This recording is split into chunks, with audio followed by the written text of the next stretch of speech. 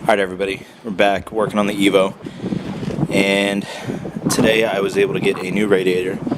However, it's for Evo 789 CT9A, excuse me. So I think I can make it work, because I know the 4, 5, 6 radiators are compatible with the 789 with a different upper radiator hose. So I'm assuming it's just a reverse.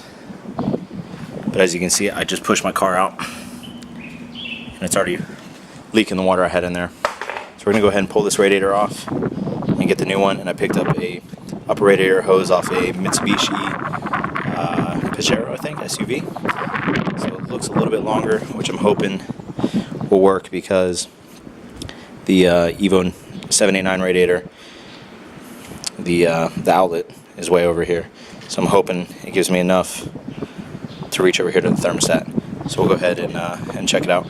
So real quick, so you guys can see the radiator. So as you can see on the Evo IV radiator, the hose is right here, and on this one, looking at it, it's right here. So I'm gonna have to get the hose to go from here all the way over to there. So I don't think this one's gonna be long enough that I have on there now. So this is the upper radiator hose I grabbed from the junkyard, and I'm hoping, it looks actually more than enough. So we're going to see if that's going to work. Fingers crossed. So we're going to go ahead and get the radiator off now, and we'll pick back up with the getting the new one in. Alright, so the OEM radiator is out, and the culprit is down over here. This is where the leak was coming from. You can see all the liquid down there, because it's pretty dry down here. Look at the inside of that radiator. It is nasty. What I'm going to do now is I'm going to take the fan and the shroud off, and I'm going to transfer it over to the new radiator. And then we'll go ahead and take a look in here. Before all the EPA people freak out, I've been running distilled water through my system for a few days now. And it's just been dripping out, so that's just water on the floor. So I'm going to get the new radiator in, try to get it mounted up. And then we'll try to get the upper radiator hose to fit to the new radiator. And then we'll fill back up and should be good to go. So fingers crossed.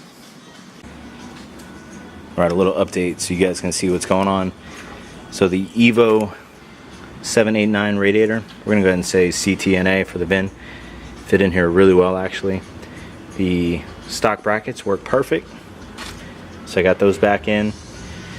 The lower radiator hose, obviously, I'm going to reconnect that. That's in the right spot. And I picked up a Mitsubishi Pajero. It's an SUV out here. I picked up this radiator hose off of it for $5. And I just went over to my buddy David's house. We trimmed it up, so it should go right in here. So that is the plan. So I'm gonna go ahead and try to get that on. I'm gonna get the lower radiator. I got the fan in the fan shroud, and then we'll fill her up and let her idle. But it should be good. It's looking good. So if any of you are curious if the Evo 789 radiator fits, it does with a little bit of modification, but nothing too major.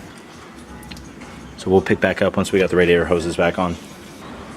Alright everybody, I got the radiator shroud and fan back on. I did have to jerry-rig it a little bit. It's going to be temporary. I'm going to get some new fans for it, but it's holding it in place. I don't think it's going anywhere in the meantime. So I just put the bolts back on. Yes, I had to do a few zip ties. Hopefully I'll get a new shroud and fan. I'll try to order one this week, maybe next week. And then I just cranked this bolt down, and it literally is pushing the top part of the shroud right there. So one last step, let's put in some coolant.